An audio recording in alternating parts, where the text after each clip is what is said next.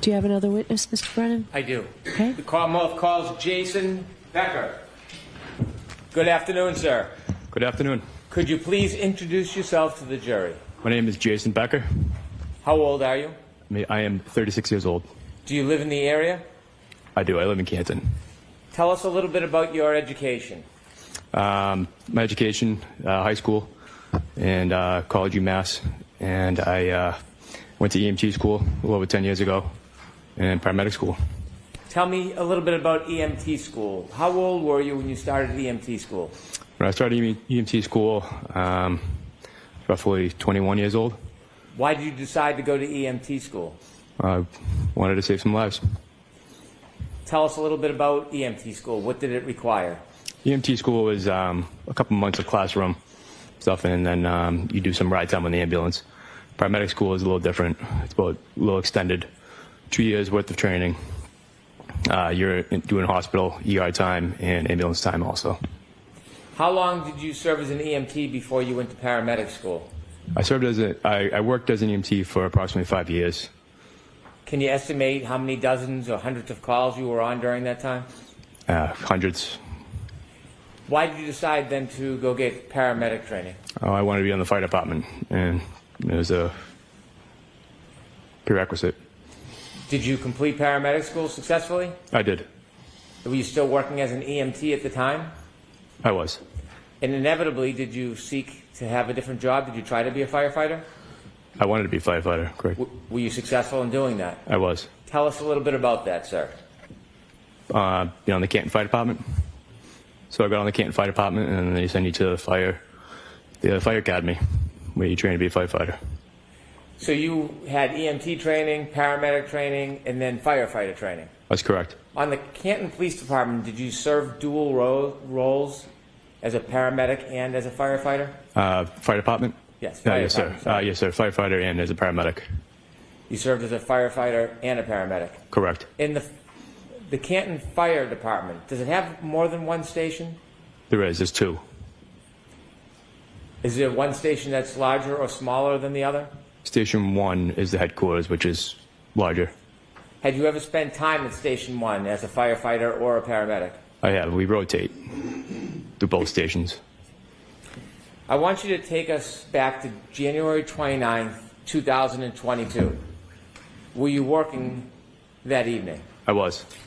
What station were you assigned to? Canton Station 2. Canton Fire Station 2? Correct. And that's the smaller of the two stations? It is. Were you working with anybody at Fire Station 2 that night? My ambulance partner at the time was Firefighter Dan Whitley. Was there anybody else who was working at Fire Station 2 in addition to you and Dan Whitley? Correct. There was an engine company with 3 guys on it. 3 people were assigned to the engine, correct. Were you and Dan Whitley assigned as partners for the day, the week? Correct. Yes, we were. Which was it, the day or the week, sir? The week. So for the entire week, you're partners with a person, and does that rotate on other assignments? It does. It rotates. So on this particular week, you were assigned as partners with Dan Whitley? I was. What were your roles between the two of you? Well, at the time, he was my preceptor. I was a new paramedic at the time. So I was more or less the lead tech on all the calls as part of my training. And Dan's been a paramedic for a long time, so he was there to teach me. So would Dan Whitley be the lead on the call, and he would help you? I would be the lead. You would be the lead? Correct. Did you get a call that early morning hours of January 29, 2022? We did. What was the call assigned for? It was a call for Section 12 psych eval. Very briefly, can you tell us what a Section 12 is? Sure. It's a transportation order filled out by police, doctor, basically for us on the ambulance that we have to take the patient, whether voluntarily or involuntarily, because they're a threat to themselves or someone else. When you received the call for Section 12, were you aware that there were other calls that Fire Station 1 had responded to that morning? We were aware. You can hear the calls going out each station. Were you or Dan Whitley any part of that earlier call that Fire Station 1 responded to before you got the call for the Section 12? We were not. So your efforts were after? We were after, correct. After you got the call to respond to a Section 12, did you head towards Fairview Road? We did. Tell us a little bit about the trip to Fairview Road. It was a little extended because of the weather conditions at the time. Snowing heavily, windy, low visibility. Okay. How long did it take to get from Fire Station 2 to Fairview Road? Approximately 8 to 10 minutes. Who drove? Firefighter Whitley. Now, on the way to Fairview Road, do you sit in the front of the ambulance? We do. Take us to when you arrived to Fairview Road. What do you see? You see a bunch of police lights.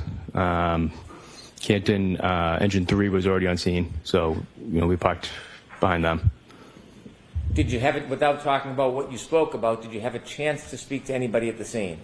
We briefly spoke to the Canton police, and they briefed us and sent us to where the defendant was at the time. Why do you have a conversation with other first responders at the scene before you do anything?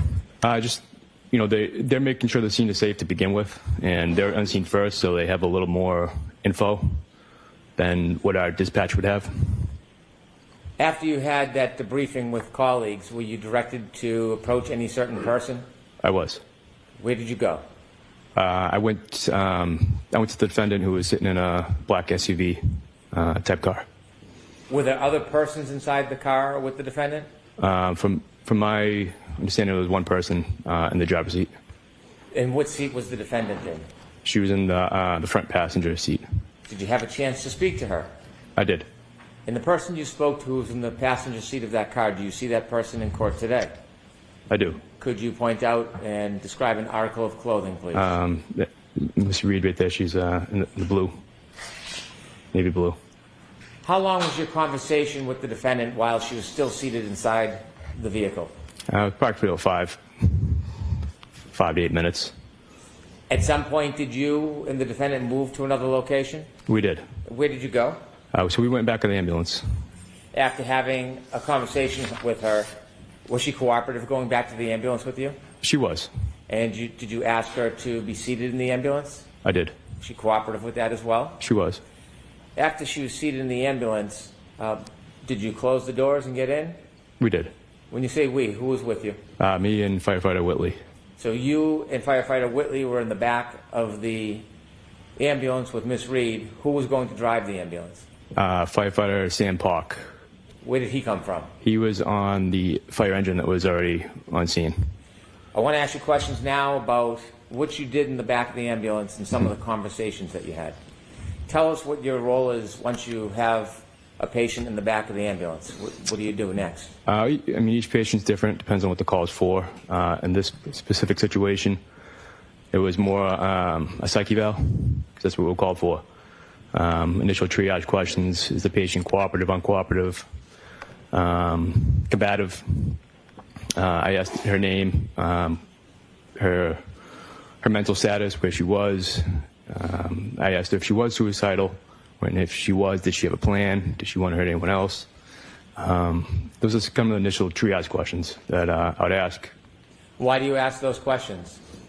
Just to get a kind of a judgment on the patient, reading the patient. What's your role at that point? Are you an investigator? I'm not.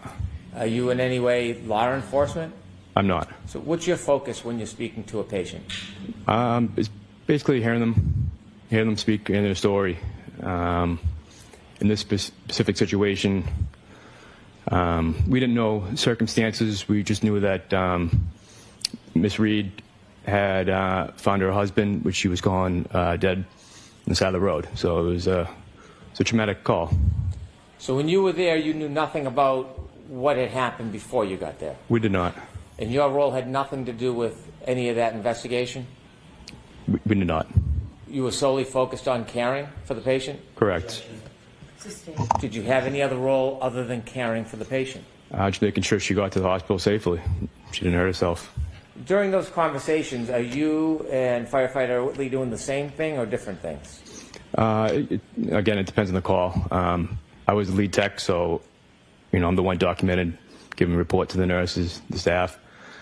So I was more kind of getting that information, my initial triage questions, and then just kind of sat and supported Miss Reed. And Were you writing down information, technical information about status and health on a report? I was, yes. While you were doing that, was your colleague speaking to Ms. Reed? He was. Did you have a chance at times to hear what they were speaking about? Yeah, and no. At other times, did you speak directly to Ms. Reed? I have. Can you describe her demeanor, her temperament? Initially, she was agitated because she didn't feel like she needed to go to the hospital. She said the statement she made, she didn't mean. She just kind of said it in jest because of the events that she went through. So she, but then there'd be periods of which she'd be calm, and then it would fluctuate. She would have like pressured speech, repetitive, but all in all, she was cooperative. At some point, did you have a chance to speak to her directly about her mood? About her mood? About her mood. I don't know if I understand the question. Okay. Did she say anything to you about her last interaction with what she referred to as her husband? Objection. Sustained. Did she make any statements to you when you were giving her treatment or speaking to her about her husband? Objection. I'll allow that. It came in.